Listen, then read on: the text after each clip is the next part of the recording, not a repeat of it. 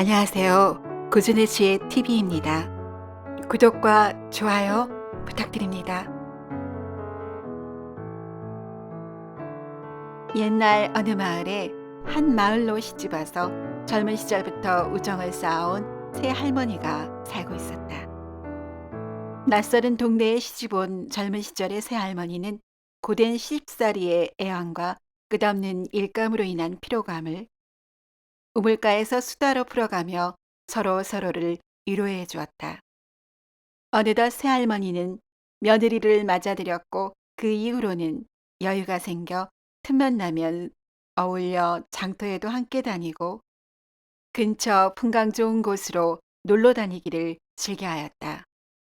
할머니들은 며느리가 정성 들여 싸준 음식에 막걸리를 곁들여 배부르게 요기도 하고 즐거운 수다로 시간 가는 줄 모르게 지내다가 해질녘이 다 되어서야 각자의 집으로 돌아가곤 했다.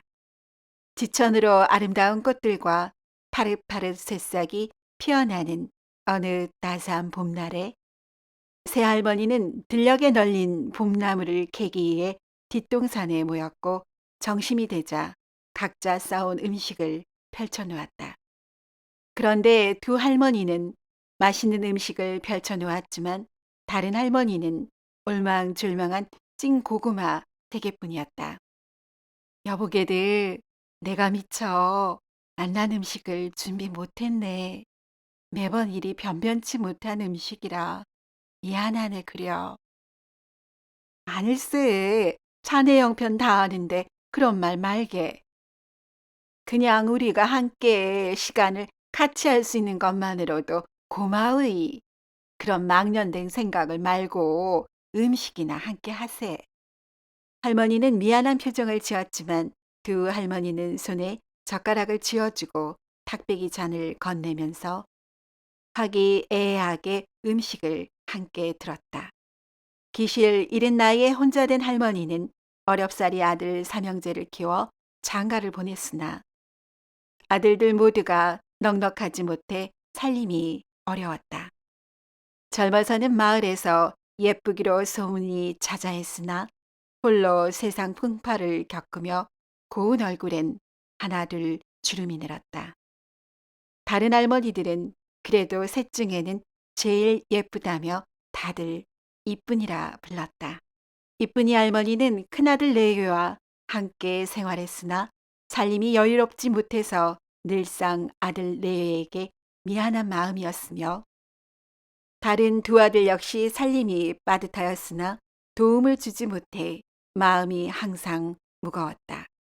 모임에 나가 친구 할머니들과의 어울림은 즐거웠지만 늘 친구 할머니들에게 얻어먹기만 하여서 미안한 마음에 이런저런 핑계로 모임에 나가지 않으려고도 했지만 어김없이 두 친구 할머니들이 챙겨서 그마저도 어려웠다.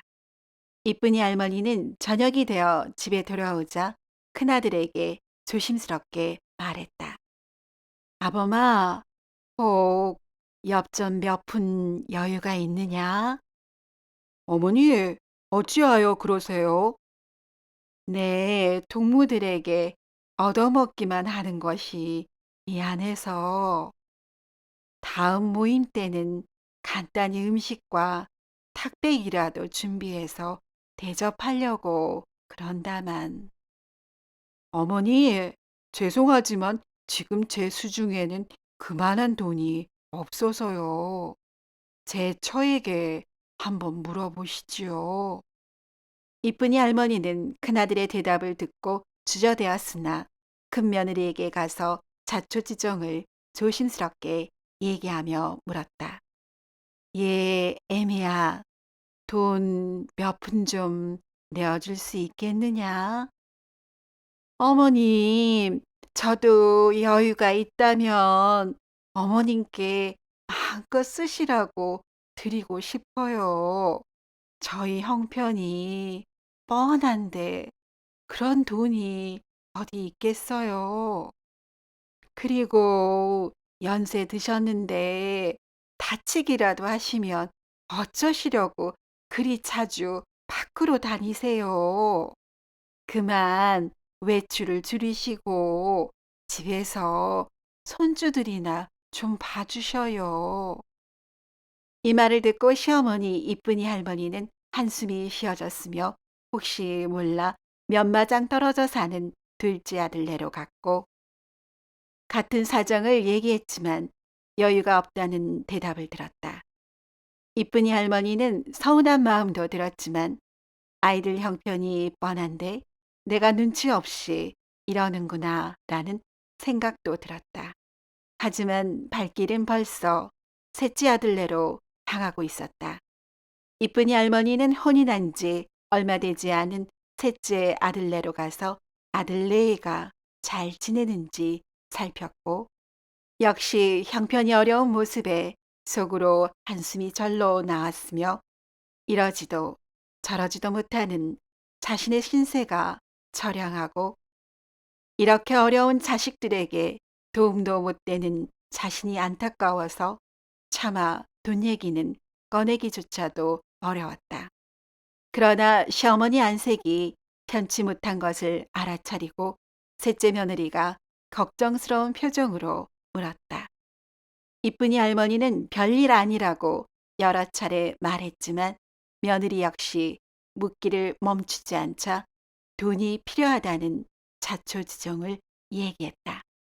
새아가 너희들 형편 역시 뻔한데 마음에 두지 말거라. 내 쓸데없는 말을 하였구나. 어머님, 언제가 되었건 한 번은 다른 할머니들께 성의를 보여야 되지 않겠어요? 잠시만 기다리셔요. 셋째 며느리는 급히 이웃에 가서 몇 푼을 얻어와 시어머니 손에 쥐어주었다. 며느리가 묻기에 말은 내뱉었지만 자식의 형편이 뻔한데 차마 며느리가 쥐어준 돈을 받을 수 없었다. 그래서 시어머니는 받지 않으려 하고 며느리는 손에 쥐어주기를 여러 차례 반복하다가 결국 이쁜이 할머니는 며느리의 고집을 이기지 못해 손에 엽전 몇 푼을 쥐고 셋째 아들 집을 나왔다. 며칠 뒤 이쁜이 할머니는 며느리가 준 돈으로 소박한 음식과 막걸리를 준비하여 친구들과 이웃마을 계곡으로 놀러 갔다. 새 친구 할머니들은 계곡 주변에 지천으로 널린 나무를 뜯느라 정신없이 시간을 보냈고 이쁜이 할머니가 준비한 음식과 막걸리를 들었다. 여보게 어찌 이 많은 걸 준비했나. 잘 먹겠네만 다음에는 이리 무리하지 마시게. 이쁜이 할머니는 두 친구들이 소박한 음식도 마다하지 않고 맛있게 먹어주어 고마웠고 이렇게 친구들에게 소박한 음식이나마 함께 나눌 수 있다는 생각에 마음이 편안해졌고 무거운 짐을 벗은 듯 홀가분해졌다. 마음이 즐거운 나머지 이쁜이 할머니는 그날따라 마음 놓고 막걸리 잔을 기울였다. 평소에 먹는 것이 부실하고 또 술이 약한 이쁜이 할머니는 다른 두 할머니에 비해 시기가 빨리 올랐고 마음마저 놓은 터라 만취한 상태가 되었다. 해질녘이 다 되어가자 새 할머니들은 자리를 털고 일어나 길을 재촉했으나 이쁜이 할머니가 취기를 감당하지 못해 두 할머니들의 부축을 받을 수밖에 없었다. 한참을 가던 중에 지친 할머니들은 길거리에 주저앉았고 아직 갈 길은 한참 남았으나 이쁜이 할머니는 그 자리에서 인사불성이 되었다. 난감한 상황에서 두 할머니들이 이쁜이 할머니를 걱정하는 중에 지나가던 건실해 보이는 한 젊은이가 다가와 사정을 물었다. 연로하신 어머님들께서 어찌 길에서 이러시는지요? 마침 젊은이를 알아본 한 할머니가 말했다. 아니, 자네는 요 앞에 사는 박서방 아닌가? 우리 동무 하나가 이리 치기를 이기지 못하고 쓰러졌네 그려. 어르신, 얼마 지나지 않아 날이 저물어 가니 제가 저희 집에 모셔다 쉬게 해드리고 내일 날이 밝으면 댁으로 모셔다 드릴 테니 두 분은 댁으로 먼저 가시고 가는 길에 이 할머니 댁에도 말씀드려 주시지요. 두 할머니는 박서방이 도심이 깊고 반듯하기로 소문난지라 이쁜이 할머니를 부탁하고 먼저 집으로 돌아갔다. 박서방은 아내를 불러 이쁜이 할머니를 부축해 자신의 집으로 갔다. 한참이 지나자 이쁜이 할머니는 잠에서 깨었고 낯선 방안 분위기에 깜짝 놀랐다. 눈앞에서 낯선 젊은 아낙네가 지켜보고 있자 이쁜이 할머니가 조심스레 물었다. 새댁, 이 집은 네 댁인데 내가 이리 누워 있었소. 이제야 정신이 드셨나 봅니다. 이 집은 옆마을 박서방네이고 저는 그분의 아내여요. 박서방의 아내는 이어서 저녁을 차려왔고 이쁜이 할머니에게 이런저런 처지를 물어보았다. 그러셨군요. 혼자 삼형제를 키우시느라 적잖이 고생하셨겠어요. 저희 시아버님도 일찍 홀로 되셔서 저희 신랑을 키우셨답니다. 두 분이 처지가 같으시네요. 이어서 박서방이 들어왔고 이쁜이 할머니에게 요모조모 챙기는 말을 했다. 어르신, 저녁은 부족함이 없으셨는지요? 이왕 일이 되었으니 마음 편히 가지시고 푹 쉬시다 가시지요. 여보시게 내 경황이 없어서 인사가 늦었네. 이리 살펴주어 고맙네 그려. 별 말씀을 다 하십니다. 마땅히 해야 할 도리를 했을 뿐입니다. 그리고 어르신이 집안에 계시니 갑자기 어릴 적에 돌아가신 어머니 생각도 나서 박서방은 어머니라는 말에 잠시 울컥하여 말을 멈추었다. 그랬던 것이구먼. 자네 마음 이해하네. 이쁜이 할머니와 박서방 내에는 그동안 살아온 이야기를 나누며 밤이 깊어가는 줄 몰랐다. 다음 날 아침이 되자 이쁜이 할머니는 박서방 내에게 고맙다는 인사를 하고 집을 나서려고 했다.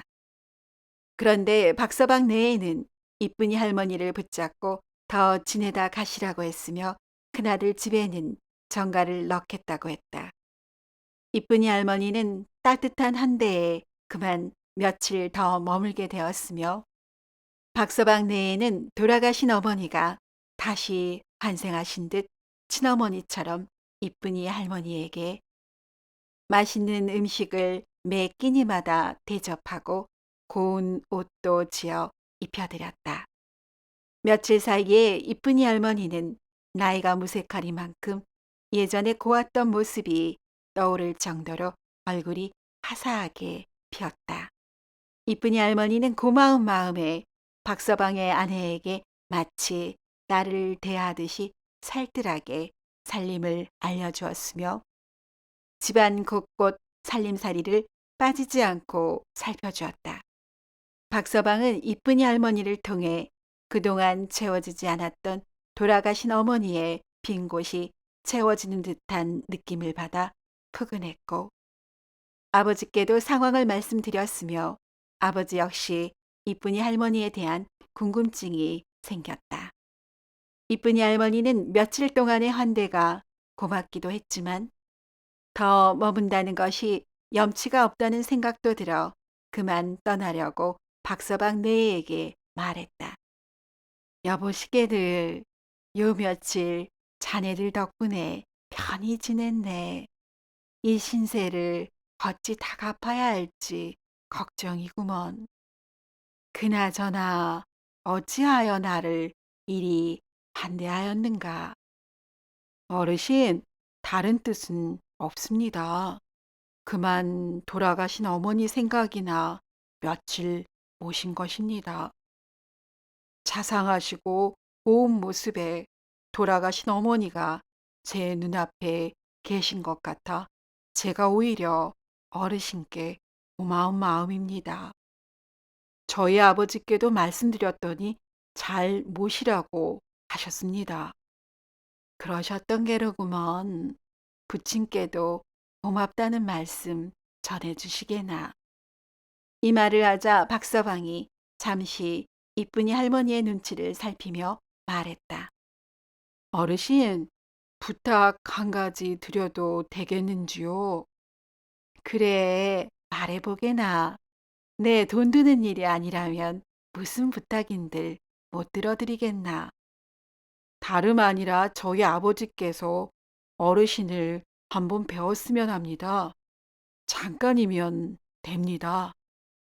이쁜이 할머니는 남녀가 유별하지만 고마운 마음을 전해야겠다는 생각도 들었고 이미 황혼의 나이인지라 풍속에 구애될 것도 없다는 생각이 들어 잠시 뵙기로 했다. 두 할머니와 할아버지는 어색함 속에서 다과를 앞에 두고 박서방 네애와 함께 마주했다. 할아버지는 홀로 지내온 세월이 많아서 그런지 얼굴에는 외로움이 묻어났으나 몸가짐에 청정한 기운이 흘렀고 자세가 흐트러짐이 없었다. 낯선 곳에서 불편함은 없으셨는지 모르겠습니다.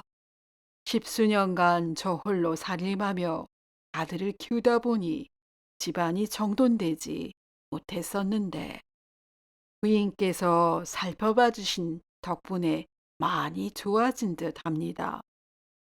그래서 말씀인데 딱히 큰아드님 댁에 닥친 일이 없다면 저희 집에 달포가량 머무시며 살림을 정돈해 주실 수 있으신지요?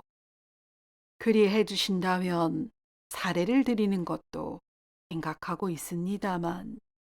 이쁜이 할머니는 잠시 망설였으나 길에서 자신을 도와주었고 지난 며칠간의 환대에 대해 신세를 갚을 길이 생겼다는 생각에 제안에 응했다. 그날 이후로 이쁜이 할머니는 박서방의 아내와 함께 집안 정돈을 마저하며 지냈고 할아버지와도 자주 마주쳤다. 그러던 어느 날 바느질을 하던 중에 박서방의 아내가 웃으면서 말했다. 어르신, 제가 시집 와서 처음에 느낀 것은 집이 어딘가 텅 비어 있다는 느낌을 받았는데 이제 보니 시어머님 자리였던 것 같아요. 어르신 같은 분이 시어머님이라면 참으로 좋겠어요. 이쁜이 할머니는 부침성 있는 며느리를 보자 흐뭇했고 웃으면서 농담처럼 말했다. 나도 자네와 같은 색시를 며느리로 두면 소원이 없겠네 그려. 이 말은 색시를 통해 박서방에게도 전해졌으며 다시 박서방을 통해 아버지에게 전해졌다. 이후로 박서방의 아버지는 귓가에서 이쁜이 할머니의 말이 떠나질 않았고 밤잠을 설쳤다. 며칠이 지난 후 박서방의 아버지는 아들을 불러 이쁜이 할머니를 아내로 맞이하고 싶은데 아들의 의향은 어떠한지 물었다. 이에 박서방은 주저없이 찬성했으며 그 길로 이쁜이 할머니에게 조심스럽게 의향을 물었다. 어르신, 저희 아버지나 어르신께서 십수년간 자식 하나 바라보며 홀로 애로이 지내셨는데 이리 한 집에 머무시는 것도 인연이 아니겠는지요. 이왕 두 분께서 가약을 맺어 여생을 서로 의지하며 지내신다면 그간의 제 불효를 씻을 수 있을 것 같습니다. 이쁜이 할머니는 뜻밖의 청을 듣고 놀랐으나 박서방의 말이 맞다는 생각도 들었고 황혼의 나이에 외로움을 나눌 좋은 친구 같은 반려자가 있다면 든든할 것 같았으며 다른 한편으론 아주 오랜만에 느껴지는 설레이는 감정 또한 할아버지를 향하는 듯하여 부끄러운 듯 조심스레 말했다. 자네 말을 들으니 고맙구먼.